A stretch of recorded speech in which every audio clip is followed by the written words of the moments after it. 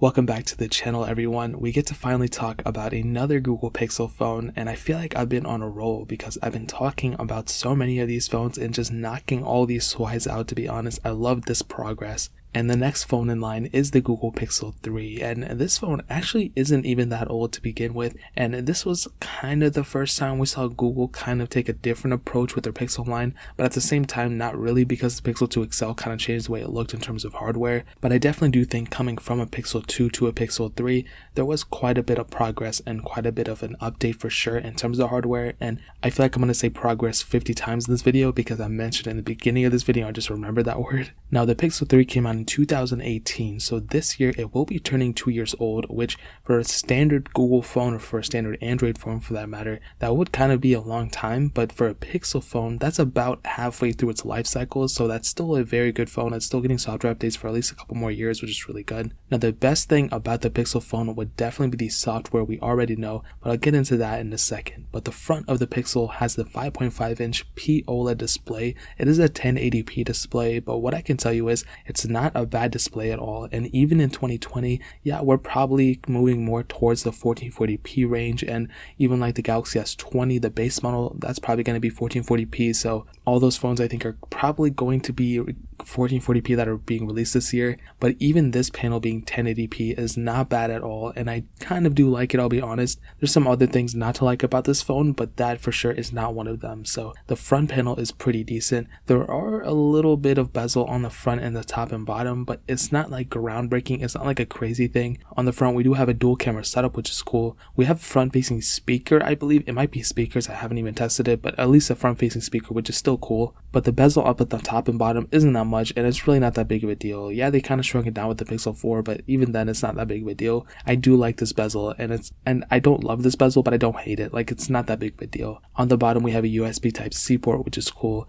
On the back you can see that single camera setup as well as that fingerprint sensor, which is really awesome. Now this phone does have wireless charging, which is cool, so I guess that little glass at the top kind of supports wireless charging, which is awesome. And really, in terms of the outside, that kind of covers it. You know, when you're holding this phone in the hand and everything, it does feel kind of premium. Yeah, there's more premium phones out in the market right now, but it doesn't feel like the cheapest thing. It just kind of feels like a different type of premium. We're kind of used to seeing like, oh, if the phone has glass in the back and the chassis is really premium, then it'll probably be really premium. But this phone is a little bit different because its highlights are the software and not necessarily the hardware, but it's not that big of a deal. Now there are two different models in terms of storage variants of the Pixel 3. There's a 64 and 128 gigabyte model. Now that base model right now on Amazon is selling for about $260, which is pretty cheap for a phone like this that's still getting software support, and that's depreciated quite a bit from its first price tag from 2018, so it's went down quite a bit. So if you want to pick it up for that price, the first link down in the description will take you to Amazon for that price. You can help support the channel at the same time if you buy from there. Now with those two different storage models, 64 and 128,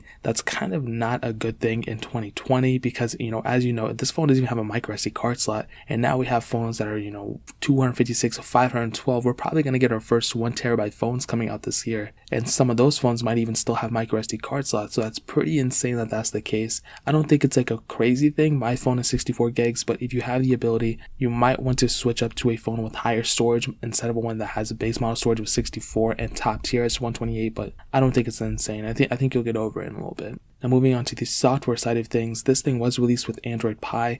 It is going to be getting Android Q. It already has Android Q. I already have it on it. And I think my experience on it has been pretty good. I like Android Q a lot. It's very smooth whenever I do anything with it. It was a decent upgrade from Android Pie. It wasn't like a groundbreaking thing. It's more or less the same, but it did increase my, I think, use case of the phone, I would say. I don't use an Android phone as my main phone, but I think I enjoy my experience now, especially with that gestures-based design that really changes things up. It improves the screen real estate. I get more screen real estate on my phone. And actually a small little thing is the burn-in on the phone decreases quite a bit because we don't have that nav bar on the screen all the time, so you actually end up saving your screen panel in the long run, which is really awesome, and I love seeing that. But what I will tell you is that even if Android 10 isn't the best or whatever, I wouldn't even freak out because this phone on stock software support is lasting for at least like another 2 versions of software. So the Pixel 2, the first Pixel is getting out now, so the next phone in line is the Pixel 2 and 2 XL, and those are getting Android 11, and then those will stop, and the Pixel 3 will get it too, and then Android 12, which the Pixel 3 will get,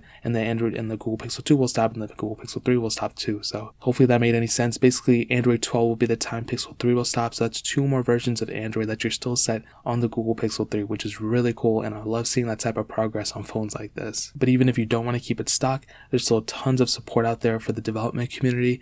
These phones are very popular in the third-party development community. You can easily go and find ROMs for any use case. You can find ROMs for literally anything you want to. There's going to be Android 13 ROMs, Android 14 ROMs, maybe even 15 ROMs in the future, who knows, but right now we're in the present and this phone is still being supported by Google, so I'd probably keep it stock if I were you. That really pretty much covers it there. Now hitting on the performance, this thing has the Qualcomm Snapdragon 845 chipset, an octa-core CPU, and Adreno 630 GPU, and like I said, there are 2 different models in storage, 64 and 128, but both those models have 4 gigabytes of RAM. Now, what I can tell you about the performances is that really the RAM is the main issue here. When we have phones that have like 6 to 8 gigabytes of RAM on the base model, having a phone that has 4 gigabytes of RAM on that base model and the only model isn't really a good look for this device, I'll be honest. Apps and games and applications, whatever, all those things are only getting more and more demanding in terms of the size and processing speeds that it takes. So kind of future-proofing yourself, I would recommend at least 6 gigabytes of RAM in this day and age, especially with software updates taking up more sizes and demanding more power and resources. You're kind of not future-proofing yourself if you have a device that has only 4 gigabytes of RAM, and that's my main issue with this device. But on the other flip side, this is on stock Android, so it doesn't really require too many resources. It doesn't have too many background processes. So even now in 2020, I think that can still get you by. What I can tell you though is the performance of this phone is still very good. Really, whatever I was doing with it is very fine. I don't really have too many things that I do with my phone to begin with. I just go on Snapchat, Instagram, I text people and stuff. It's not like I'm doing real work, maybe besides like editing descriptions on YouTube videos, but like other than that, I don't really do anything crazy on my device that I couldn't do on like an iPhone 5 or like on a Nexus 5, for example. So I think at the end of the day, the performance is good for me.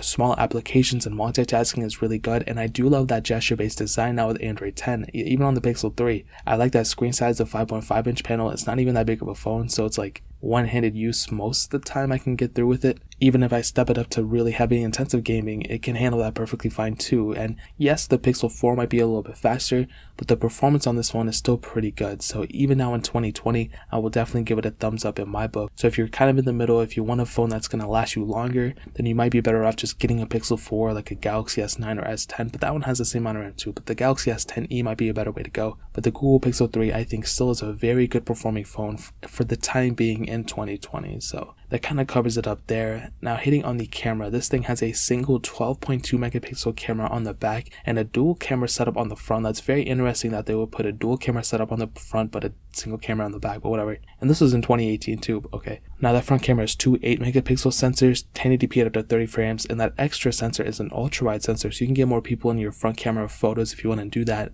Now on that back camera, you can do 4K at 30 frames, no 4K at 60, which is okay. This was 2018. Now in 2020, that should be the bare minimum in my opinion. You can do 1080p at 120 and all those cool little things. And what I can tell you about the quality of the camera is, like we said before, dude, the quality on the Pixel phone cameras are awesome, and I love seeing that. Their software is great, the software processing is awesome, and really at the end of the day, the camera is one of the better cameras still. But on the flip side, it's missing out on those camera hardware features that I talk so much about. The Pixel 4 eventually fixed it, but with the Pixel 3, you're missing out on the telephoto and or ultra wide sensors and or other lenses. So you're kind of not future-proofing yourself there, and it's all in the name of future-proofing. You want to have a device that you can keep for as long as possible, and even though the camera quality is great, it's kind of missing out on those camera features and the hardware features that other cameras bring. So it's not a deal breaker. If you don't care about those things, then it doesn't matter, but that might be something that might mean something to you, so that's kind of a use case basis. So I'd look into that, but the camera quality is still very great for sure. Now ending it off with the battery life, this thing has a 2,915 milliamp-hour battery, and it's not that old, so the battery probably hasn't degraded too much based on your uses, but it might be different based on the person who was using it before you. You're probably going to end up getting it used. And what I can tell you about the battery life, it's more so average than not. It's a decent sized battery for a stock Android phone, so that's good, but it's not like in a crazy amazing battery life that's just going to last you 15 days, and it's not going to be like that. The Pixel 3 XL might do you a little bit better, but this device, I would say it's maybe a little bit above average. It's nothing too insane, but I think it'll definitely get the job done for sure. So I think the battery life department, I think it gets more so of a thumbs up than a thumbs down, or maybe like in the middle, but it's not like crazy or anything. Now to sum up the video and to answer the question, is the Google Pixel 3 still worth it in 2020? I think yes, this phone is still worth it in 2020. It's still completely worth it. There's really nothing I can say that's wrong with it. Maybe besides the camera hardware feature, maybe the screen is like not 1440p, whatever. But those two things like are kind of subjective, and a lot of people don't really care about it. I think this phone still has a lot going for it. I think it's still very capable, and the best thing is it's still getting software updates for a couple more years, and you can't really go wrong with that. I think that's one of the biggest assets for this phone for sure. So if you're in the market for a Pixel 3, I say go for it. It's one of the best phones still in the used market, at least. It's not one of the best phones at all, but it's one of the best phones in the used market, especially at that $250 price tag that it's selling for. So if you want to pick it up, I'll find the cheapest one on Amazon and link it down in the description below so you guys can get them from there and help support the channel at the same time. But that is pretty much it. If you guys have any other questions or anything, leave it down in the comment section as well. Hit that like button, that would mean so much, but definitely hit that subscribe button. Every single subscriber that we get really does count, so it would mean so much if you guys could hit that. Also check out the other links down in the description as well. My Twitter, my Instagram, my second channel. All those links are linked down below. I'd really appreciate if you guys would check it out. More importantly than everything else, I love every single one of you guys. Hopefully I'll catch you guys in the next video. Peace out till then.